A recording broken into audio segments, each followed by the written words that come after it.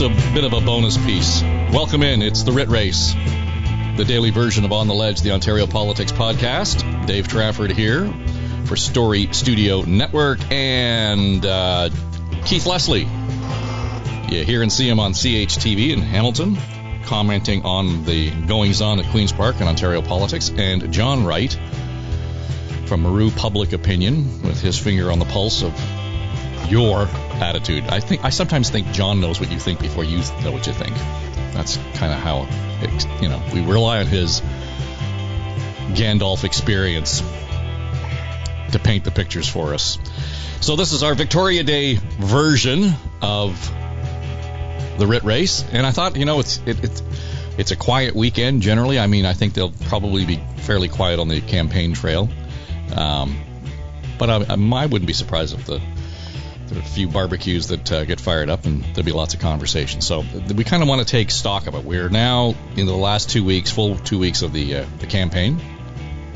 And where are we? I note some polling that was cited in the Toronto Star this morning, John Wright, and their seat modeling, hinting, based on the stuff that was published in the Star today, that the NDP, if the election were held in the last week, whenever they did the survey, would hang on to official opposition.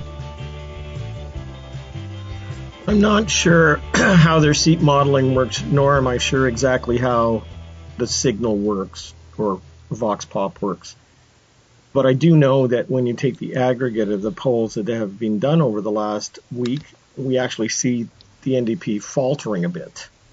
So again, geographically, it depends on how you do your seat models. But I don't think there's any evidence that there's been a surge for the NDP nor a significant drop for the Liberals in any of the polling. And there are some polls that you look at which traditionally have had a bit of a, I don't want to say the word bias, and I don't even want to say the word skew, but tend to tilt in a particular direction. They all kind of firm up on election days. So even those that have been known in the industry as more liberal leaning as opposed to more conservative leaning are all showing the same thing. I don't see any different from it at the moment. So I would say that going into the long weekend, long weekends, whether it be Thanksgiving before a vote or long weekends before a vote like this, are usually the time when people are making up their minds, if they haven't made up their mind already. So by the time we get back on Tuesday, we're kind of there. The polling I would be doing, and I'm not doing any on the horse race stuff, is I wouldn't be in this weekend because people are away. Just distracted, not paying attention, yeah. Yeah, and I would either go in Tuesday, Wednesday, Thursday, and I would do 3 full days of it to get my large sample, and then be down on Thursday with data in the afternoon and out on Friday. Or I would do Wednesday, Thursday, Friday to be down and on the Friday early and then to be out on Saturday. So I suspect that there's some polling that's running almost daily. I mean, you can see it out there. But I suspect the big companies, Leger, Ipsos, and a couple of others will be out to play by the end of the week. And I think that sets up the final period of time. But I don't see any significant movement, Dave. Not at all. Yeah, and I think that was sort of the tone of the Star article this morning, Keith. But what it suggested to me, and even at that, they were pointing out that, regionally, we're talking about margins that are pretty thin, so could go either way, NDP, Liberal. But it suggests to me that right now the knife fight in the phone booth is between Liberals and NDP. Well, it sort of has been for the entire campaign. I think we've seen that. And while the Liberals may view it as a fight for second, I think the NDP are actually viewing themselves in a fight with the PCs for first, or else Andrea Horwath is gone. I mean, she can't stay on as opposition leader, even if they hold on to official opposition status. I'm curious as well about these seat count projections, because I'm like John. If anything, my sense is the NDP are faltering a bit. Not hugely falling off the cheese hasn't slid off the cracker, as Ford would say, but they definitely don't seem to be as smooth a campaign. And, of course, Ms. Horwath getting COVID hasn't helped at all, having to stay at home for a few days. But my sense is that, the Liberals are coming on fairly strong, and yet the seat projections all have them staying in third. I think perhaps that's just because they're coming from such a low start. that we've never seen the Liberal Party or the Ontario Liberal Party come from unofficial party status, half a dozen seats, to try and, contend for an election to actually try and run to be premier. So I think that these seat projections, I think they're off a bit. I would think it's closer to a neck and neck. Again, it depends where the geographic breakdowns are, and John knows this much better than I do. But my sense is that they're much closer, both in seat count projections and in this battle for second place. And as I've mentioned before, I think, second place for Del Duca is a huge win because he's coming from so far back. But I wonder if that's not skewing the seat projections themselves, if they're just factoring in too much that the Liberals are starting from so far back, when in reality the Liberals aren't starting from that far back because they have a broad base, and it disappeared in 2018, but I think a large part of it is already back, regardless of who their leader would be. I think that when you do these seat projections, and they've been around and they've been very accurate. I remember doing a piece with my former colleague Daryl Bricker, and we did a large sample size, and we went to CTV because we were the agency of record for them, and we said, the Conservatives are going to drop to 2 seats. And they kind of looked at us and said, no way.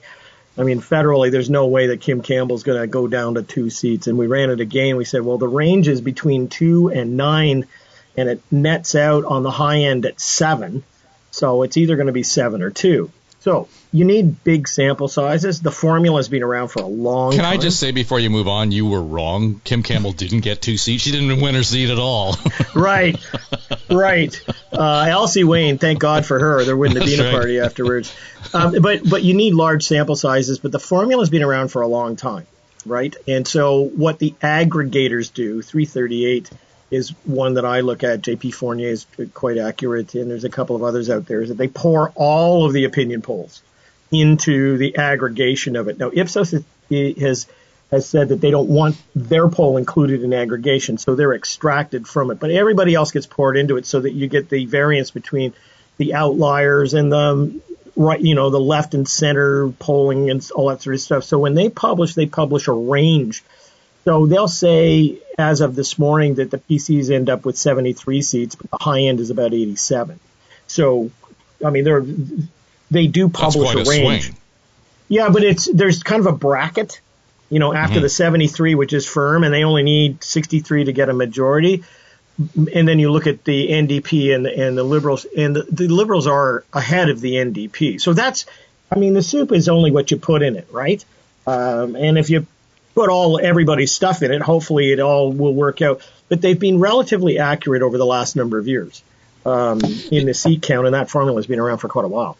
The interesting thing is, in the seat projections, where we have seen that sort of swing and fluctuation, the popular vote doesn't seem to be changing much. Again, I bring it back to this is really a riding-by-riding fight. To look at it across the province is irrelevant, right? Well, you put your finger on it, because polls, no matter how much you do, can't be entirely accurate in every place. When we were doing work for Global News every night with Barry Kay, we used to have the projections coming in at the same time and then matching it with the polling. So we actually we had a fairly good idea of how close it was going to be, but you'd still be out maybe 5 or 6 or 7 seats. Now, the reason for that is very simple. There's swing ridings or they're close ridings. It depends on the turnout. We often, we talk about the turnout, and that is important. I always said it's not about the turning out, it's about the turning up. Do they actually do that? And the question will be whether or not that actually happens. It may be there's no enthusiasm to this election campaign because there isn't seemingly the sense of change. And if that's the case, we don't have a 1990s where there's a come from behind feeling. There's no cynicism in the air, and people are actually, as you would know, this weekend they're out and about, and they're not thinking of politics. So it may be that we end up with an average turnout, and if an average turnout comes out, then that favors the incumbent government.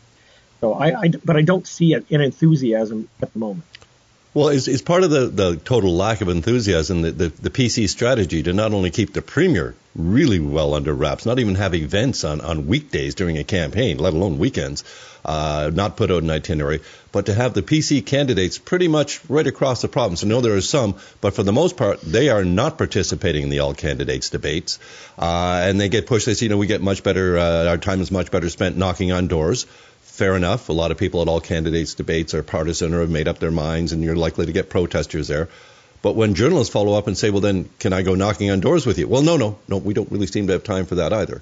And that's, both of those are ways that people can really judge how people perform, just talking to everyday people, talking to voters about every issue that they meet. Those are real, honest, straightforward ways to be able to just assess how someone is. Do they have the right answers? Are they speaking from a book? Are they just, full of slogans? Do they actually have some real concerns that they can address, or can they address my concerns? I think we're lost in all of this. I really do. Mm-hmm. But I think we're also lost in the integrity of having meetings where you can actually get that information. Like, I don't know, as we said the other day after the Steve Paikin debate, I mean, if I wasn't chained to a podcast, which I love, I wouldn't have watched it. It's yammering over each other. There's nothing new in it, stuff like that. Going out to an all candidates meeting, and Dave, you've been out to Scarborough, but I mean, going out there, you end up with, barely anybody who is interested in politics and trying to make up their mind coming to those meetings. It's flagged with partisans and advocates and people like that. They're screaming and yelling. The candidate gets up. Like, I haven't been to one in a while. The candidate gets up to say something, and it's like, no, sit down. You don't know what you're doing. It's like we've lost some integrity in the process. You can't have that dialogue. And so when, I remember back, I sound like such an old guy, but I remember, Frank Miller was the first time I heard the bubble. And Pat Kinsella, as the Conservative manager at the time, I put the bubble around Frank Miller. Everybody talked about the bubble. And it worked against it, because it was like, how dare you not, taking questions coming off the bus and stuff like that. You don't get any of that nowadays. I mean, you don't get it from the public. They know what these things are. They're all highly scripted, and it's just for partisans to drown out somebody else. So unless we can have something where people are not in the room, maybe, Keith, and maybe, it's done in such a way that it's all virtual and we don't have those kind of interruptions, I don't know why people would tune in or go to those things. Well, the Scarborough event I thought was pretty interesting in the absence of the Conservatives being there, in as much as there were 4 of the 6 Scarborough ridings represented. Each candidate who was there was from a different riding. So it wasn't as if Mitzi Hunter was running against, Dolly Begum. One's Liberal, one's NDP. They're in different ridings.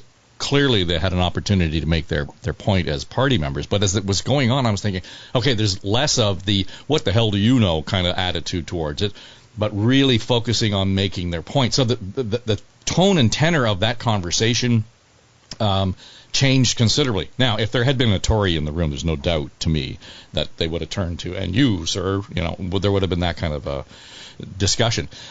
But I think it's interesting. We've talked about COVID really not being on the radar in terms of an election issue. But as you guys describe what's going on, all of that, I think, has been informed by COVID and the general public and the media's tendency and willingness and tolerance for doing virtual events, for just picking up a news release and watching the pool feed on your computer. And Keith, better than anybody, you do not get good reporting as a result of that. And that's not a shot at anybody. That's the culture of where we are right now. And we have a tolerance for that. And that only plays in the favor of the governing party of the day. I mean, the incumbent wins in that case, I would think. Well, the incumbent, again, always, the lower the attention span, I guess the lower the attention they get, the lower all of the less attention any of the issues get, the better it is for the incumbent government, because they have a record to run on, and not everyone is going to be pleased with their record in most cases. So we understand why they're avoiding the scrutiny like this. But it really doesn't help the overall situation. I mean, there are questions to be answered, and we need to see how you can perform. It's just that simple. There should be an all-candidates debate in the is it Vaughan King? What do they call that riding now? Vaughan Woodbridge. Vaughan Woodbridge, where Stephen Del Duca is maybe going to be challenged for his seat. He may not win the seat as the Liberal leader here. That's a real possibility, apparently. Sabrina, did some really interesting legwork there. Wouldn't all candidates debating not help? I know that they can be full of partisans, and maybe, as you say, maybe we don't have an audience in the room like we had with the TV debate. And as you talked about COVID informing things, when we heard that 2 of the 4 leaders in that little debate room tested positive, how many did we all think, okay, good thing there was only them and 2 moderators in that room, plus the technical crew. I don't think they have automated cameras at TVO, so I'm assuming there's 1 or 2 camera people in there as well. Thank goodness it was a small. Now, it turns out the other leaders haven't tested, and I assume Steve and Athalia Raj as well are okay. But still, I think all of us, well, that's good that wasn't an auditorium full of people. And where it could have been a super spreader event, as they like to say. COVID is still very much out there. And we're still having death totals every day from COVID. So, I mean, it's something that it's amazing in a sense that it hasn't played a bigger part in the campaign, especially when 2 leaders get it.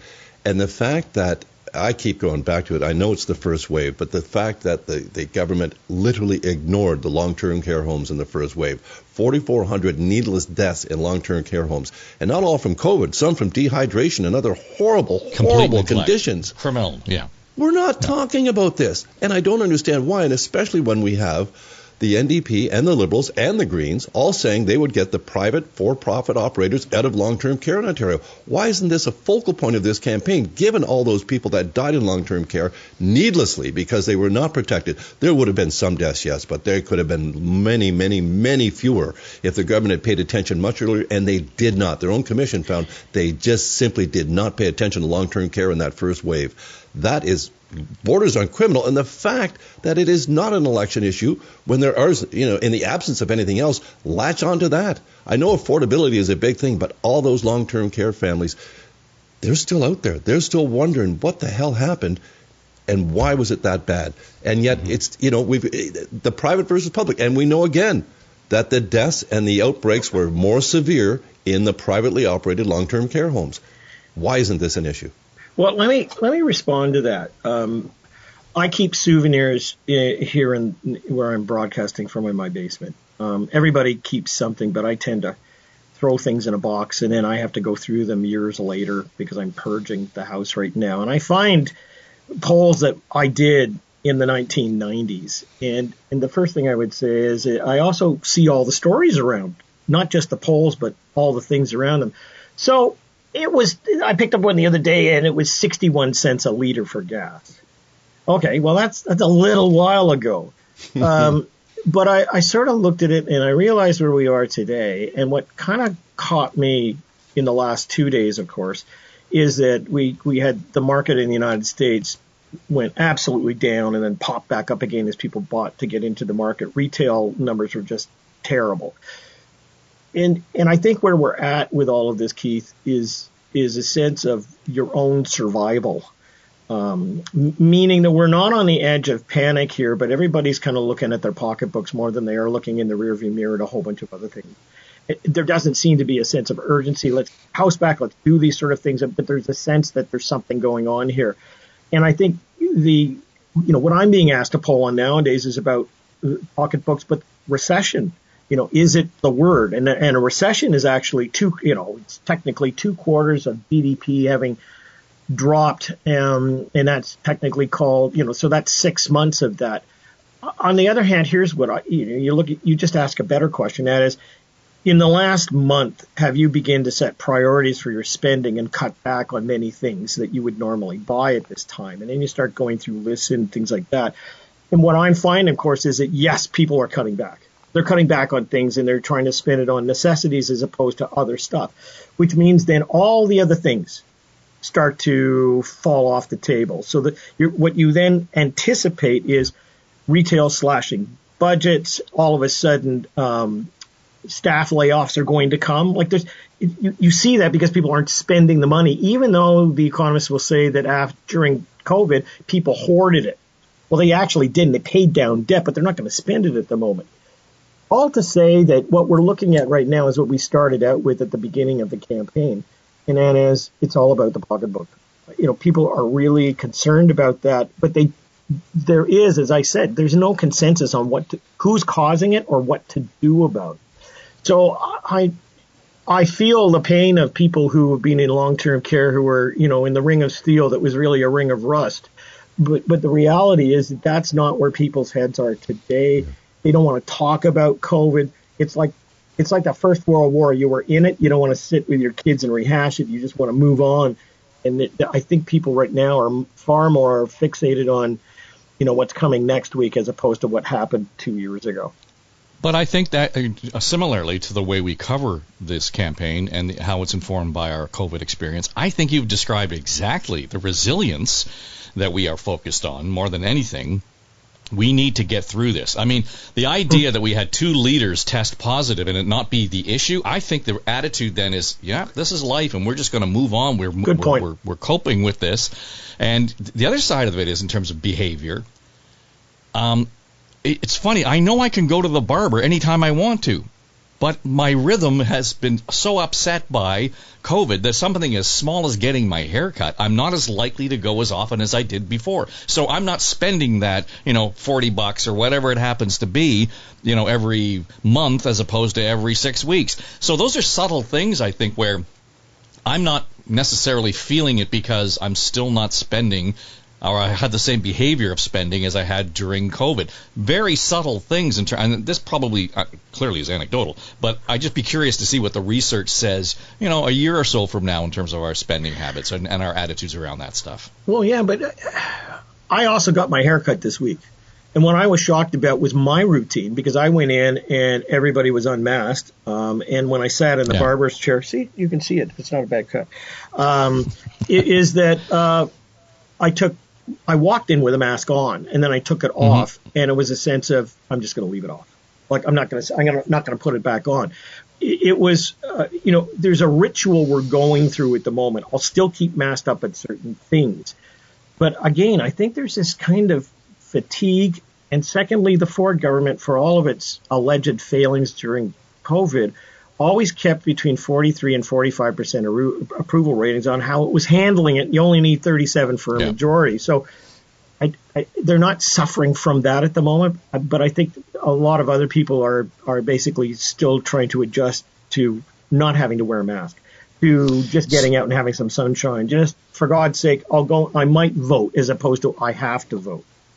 So, Keith, on that point, we talk about affordability being the issue, but the highways were busier than ever for people heading for cottage country this weekend.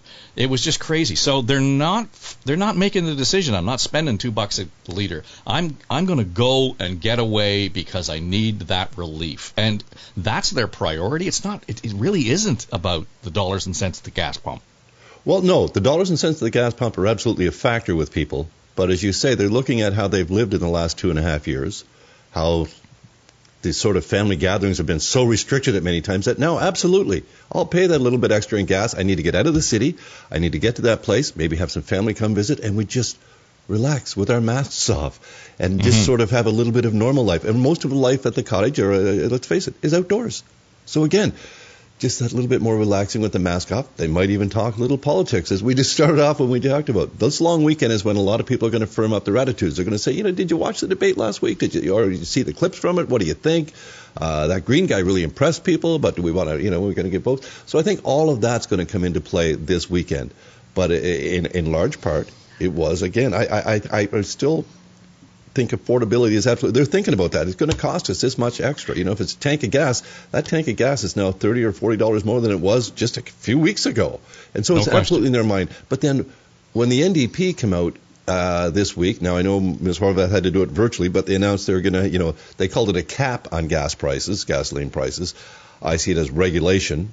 It doesn't seem to me to cap prices. They would have them set each week. And as I've talked about here on the East Coast, the gas prices are regulated in all 3 provinces, and they have what they call interrupter clauses that have been invoked sometimes as many as 4 times a week in recent weeks to send the prices up or down. So having them, if you're going to cap gas prices, that means you're going to artificially subsidize them like you do with hydro prices. I don't think so. That's over $6 billion a year now. So let's talk. They're talking about regulating them. Didn't seem to catch on with people because I think people know even this debate about keeping Ford's promised, is it 5.4 cents a liter or 5.7 cents a liter that's going to come for 6 months? What's that? What's a nickel a liter when it's jumping up and down 17, 20 cents in a week? So even that, I don't think is a promise that people are going to using my Optimum card, cashing Optimum points in at the gas pump. But if the trucks are having to put in all the diesel fuel and it's inflating our costs on food and everything else by 40%, food's the biggest driver nowadays. Does anybody on this podcast right now, or anybody who would join us, believe that if the politicians said we're going to drop the taxes for trucks. Let's just fantasize for a moment. Trucks by 10 cents a liter. Does anybody believe that would be handed back to the consumer? No. Does anybody? No, exactly. No. So it's kind there's of like, gouging going on all over the place now. Absolutely. And so there's kind of this resignation. And Dave, you and I all of us talked about the reckoning. This is it. We are ramping up to it right now, and it's this is the price that's being paid. But there's also a whole thing, and I don't know where this mood is going to go, but there's a whole sense of I can't do anything about it, and I've got nobody on my side. And if you don't, but I think that speaks to that level of resilience that we have developed, where otherwise we might have been panicked or we might have been behaving in a different way. We have thought, okay, you know what? We just went through COVID where I had no control. I can handle this. I woke up this morning and on the radio was Dr. Tam talking about monkeypox. Oh. Like it's like, thanks for that. It's like. Yeah, whatever, roll over. I mean, it would have been the head of, like, I was watching a program on news in the United States yesterday, and it actually has Canada way at the top of the list in terms of monkeypox because we've got so many cases in Quebec. Right. It could be 7 cases. They're reporting at the moment. And it's kind of like, yeah, whatever. So I agree with you. It's just like, yeah, bring it, So I don't know. All of this leads to where we are. Yeah. Yeah, I wanted to get back to where the NDP were with it, talking on gas prices, because they had a couple of announcements this week. First of all, they clearly went out and bought a John Deere lawnmower, green, and mowed over to the Green Party of Ontario and picked up another one. Not only going to double the ODSP rates within the second year, which was, of course, a green idea, they come up with one I think is catchy, and it is a good idea. Take the truck tolls off the 407. Get all those trucks that won't pay to go on the damn 407, where there's plenty of room for them. And can you imagine what the 401 would be like? For at least a week or two, it'd look kind of normal. And then it'd probably be filled up. I don't know. But I would think that at least as an experiment for a couple of years to see if the trucks, if they didn't have to pay the tolls, could use that 407 and just stay as far north of Toronto as they can and bypass it. Now, a lot of trucks have to get into the city. But completely. That seems like a real solid idea. But there should be a plan there to say, we've studied traffic flow first. That's exactly. One thing. We get one truck in an accident on the 401 during rush hour. It shuts down everything east-west. For how long? What's that cost us? I haven't really seen that in-depth of analysis. And that's where the ROI is on this, right? The condition of the road. I use the 407 a fair amount. It is rarely bumpy. I mean, it's incredibly well maintained, both the 407 ETR version and the government's section of it. It's highly well maintained. You drive along the west end of the 401, it's like the road to Basra. I mean, holy cow, the potholes there are epic. So let me channel somebody. You ready? My friends, that's why we need highways. That's why we are the party of yes, and we're going to get it done. So vote for us. I mean, this is, again, what's going on where people look at this. I mean, to suggest for a moment that because traffic was down on the toll highway and the government didn't collect what it was supposed to get, that you're now going to take them to court and get $1 billion or more from them and then pay for a whole bunch of other things that takes the tolls up. What a ridiculous assumption. Like, what a ridiculous circumstance. I usually, during the course of election campaigns, I get called a lot for opinions which people throw in, out or keep or whatever. I haven't had that this election, and the only thing I got called on last week was the proposition that the Ford government going to the Supreme Court and keeping things secret, their mandates secret, is a big issue. And it's kind of like, really? No, I don't think so. I can tell you, in this room. As a reporter, when Dalton McGuinty first gave those out, I think it was Dalton was the first one to give them out as a premier. Here's our mandate letters. I went, oh my God, I got to read 18 of those things, and they were so. After a couple of years, I'd just like pick and choose and flip. They were just the most boring, routine things you could possibly imagine. So all I have now is Ford is just going to the Supreme Court, for goodness sakes, and that the court's going to hear it is also equally surprising. that has got my curiosity up. I mean, did he literally say, were they drawn up by Dr. Evil? Did he literally say, we will privatize every aspect of healthcare we possibly can? Okay, Minister? I mean, I just don't see that being there. I just think it would make interesting reading because Dean French would have had a pen on that paper. Yeah, okay, fair enough. Right. There would have been some touches of evil, I'm suspecting, but would it have been like that blatant? I just don't see it. Well, I'm curious, though. I'm very, very curious. Well, now I am. Yeah. But at the heart of this, if I were a Supreme Court justice, boy, I'd sure like those clothes. It would have been me looking at this and saying, this is interesting because it's a freedom of information access issue versus cabinet secrecy. Like, where are you going to fall in this? Is everything open, or is it narrowly open, or is it completely closed, depending upon how you do this? That, to me, is the curious part of it. And who knows where the Supreme Court may end up on it. But if that is dominating, that one call during the week is dominating, leading up to Victoria Day weekend, I think where we are, and let's go back to where we are in the polls.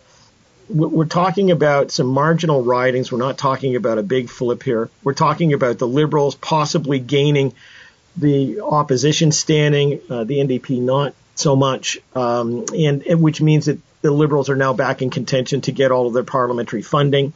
The only thing that is the option here is whether or not Stephen Del Duca wins a seat or not. But it seems like the Premier, remember, he used to go to the cottage on long weekends, and you just wouldn't hear of him. It's quiet. There's nothing going on out there. We're just and we're not even waiting for the storm to come. So it's I don't think we're sleepwalking to the polls. The question is, in my mind, who shows up for the polls.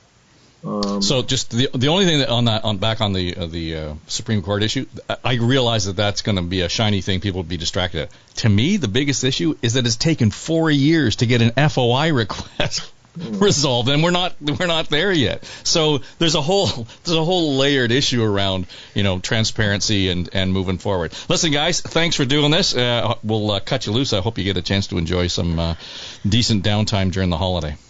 Thanks, Dave. Have a good one. Have a nice Victoria Day weekend. That'll do it. Dave Trafford here with the Writ Race. It is the daily version of On the Ledge, the Ontario Politics Podcast.